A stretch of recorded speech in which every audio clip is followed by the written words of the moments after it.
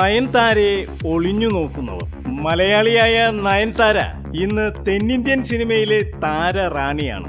ബഹുഭാഷാ സിനിമകളിൽ തന്റെ ബുദ്ധിയും സൗന്ദര്യവും അഭിനയശേഷിയും ഉപയോഗിച്ച് ചുവടുറപ്പിച്ച നയൻതാര തെന്നിന്ത്യൻ നായിക നടികളിൽ ഏറ്റവും കൂടുതൽ പ്രതിഫലവും പറ്റുന്നുണ്ട്.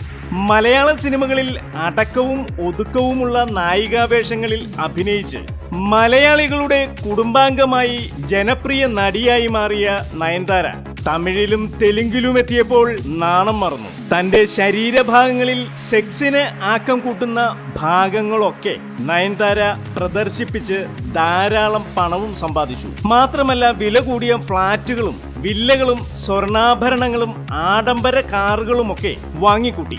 തമിഴ്നാട്ടിൽ ധാരാളം സ്ഥലവും മറ്റും വാങ്ങിക്കൂട്ടിയിട്ടുണ്ട്. ഇപ്പോഴും ഇങ്ങനെ ഓരോന്ന് വാങ്ങിക്കൂട്ടിക്കൊണ്ടിരിക്കുന്നു. 3-4 കാമുകന്മാരെയും ഇതിനിടയിൽ മാറി.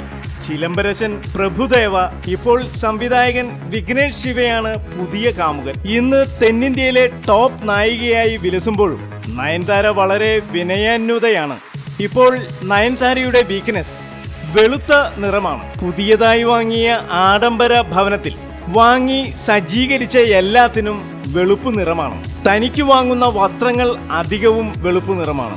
മാത്രമല്ല തന്റെ കാമുകന് വാങ്ങിക്കൊടുക്കുന്ന വസ്ത്രങ്ങൾക്കും വെളുത്ത നിറമാണ്.